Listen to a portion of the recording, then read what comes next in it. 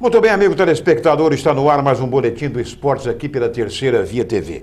Campos, Macaé e Rio das Ostras, a melhor imagem em HD. Fernando Antônio, boa tarde, Fernando. Hoje, seleção brasileira, hoje de manhã aqui, já à noite, em Singapura, e a seleção brasileira passeou fácil diante da seleção japonesa, que não impôs assim muita resistência. 4-0, 4 gols de Neymar. Boa tarde. A seleção do Japão sofreu recentemente um processo de renovação, colocando inclusive jogadores bem novos.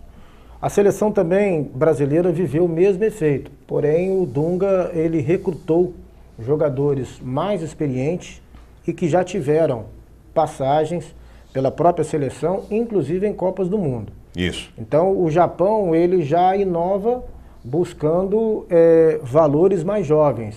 E o Brasil mescla, porque vem fazendo um trabalho diferente daquilo que vinha sendo feito, mas usando atletas experientes e jovens. Talvez, inclusive, o Japão esteja fazendo isso já de olho também na próxima Copa do Mundo. Perfeito. Agora, o futebol japonês não ofereceu nenhuma resistência à seleção brasileira, não podemos menosprezar a vitória, muito menos a boa atuação do Neymar. Mas há um diferencial. O Japão não ofereceu resistência, o Brasil, inclusive, poderia aplicar uma goleada até maior. Mas, até o presente momento, o Dunga vem conseguindo dar uma dinâmica de jogo à seleção brasileira que a gente considera como importante, porque nós temos que olhar para trás.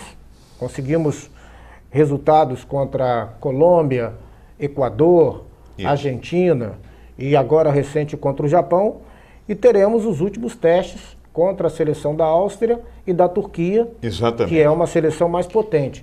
De qualquer forma, o Brasil já tem hoje um padrão de jogo, o Brasil já tem hoje uma nova maneira de jogar, diferente do que se viu na última Copa do Mundo. Pois é. Agora, o detalhe é o seguinte, os gols, pelo menos o primeiro gol foi uma assistência muito excelente do Diego Tardelli, o segundo gol do Felipe Coutinho, também uma assistência, o terceiro gol, eu confesso que eu não vi, eu não estava ligado, estava me dirigindo para cá. E o quarto, o Kaká. E o quarto, Kaká colocou a bola na cabeça do Neymar, né? Agora, você classificaria como o jogo de hoje do Brasil como um treino mais puxado, um coletivo mais puxado?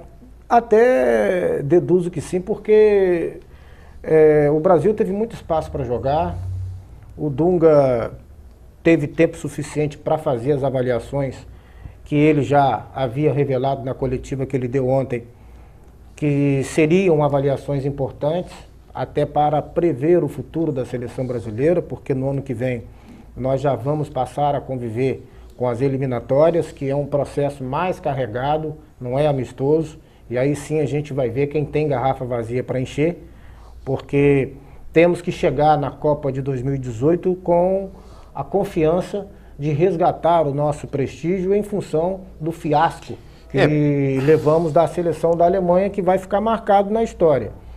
Então, a partir de agora, o Dunga tem que pensar muito nisso. E hoje, como você falou, ele teve uma maneira mais fácil de avaliar a seleção brasileira, até pelo fato do Japão ter deixado a nossa seleção bem à vontade. Não houve nenhuma entrada violenta, não houve fora, nada, coisa nenhuma. Agora, inclusive a seleção do Japão, apenas 4 jogadores da seleção japonesa estavam atuando no exterior. Os outros que jogam no exterior não foram convocados, e o treinador do Japão, que inclusive treinou uma seleção, não sei se foi, não me lembro qual foi, se foi do México, na Copa do Mundo aqui no Brasil, ele utilizou 7 jogadores que jogam no país, que vieram das categorias de base. E é bom também lembrar o seguinte, o futebol japonês passou a ser profissionalizado no início dos anos 80. Exatamente, muito novo. Se não me engano, em 1983, onde depois o Zico foi levado para lá com uma equipe aqui do Brasil. Foi Alcino que jogou no Flamengo. Esteve também atuando com o Zico no trabalho o Andrade, o Adílio, onde a introdução do profissionalismo veio com mais E houve força. uma aceitação muito grande. Não Você só, vê que é uma seleção totalmente inocente. não só por parte dos atletas, como também da torcida, né? do público japonês de um modo geral. Agora, essa seleção que o Dunga está testando, você acha que praticamente, vamos dizer assim, praticamente todo o time que vem jogando, que vem sendo convocado e tal, pode disputar a Copa América, que vai ser, se não me engano, no ano que vem, né? Pode. O Miranda, por exemplo, ele já deveria estar na seleção brasileira há mais tempo. Jogador com experiência em clubes europeus, um jogador de qualidade, esteve muito bem contra a Argentina e foi muito bem na partida contra o Japão.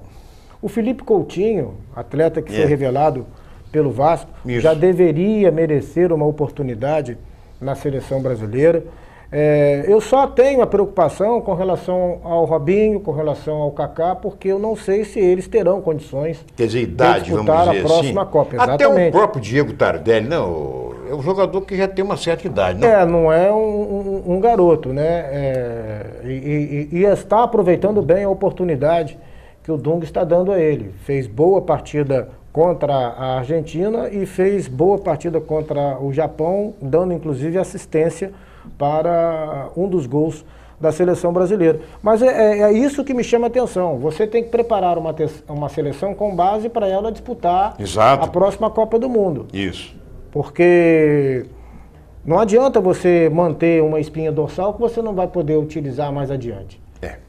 Exatamente. Vamos dar um pequeno intervalo, daqui a pouco nós voltaremos com o segundo bloco. Nós vamos falar, inclusive, nesse segundo bloco, já que não tem os jogos do meio de semana, quarta-feira, vão ser todos eles, amanhã, inclusive, jogos da Copa do Brasil. Não vai ter jogo nenhum pelo Campeonato Brasileiro, só no próximo fim de semana.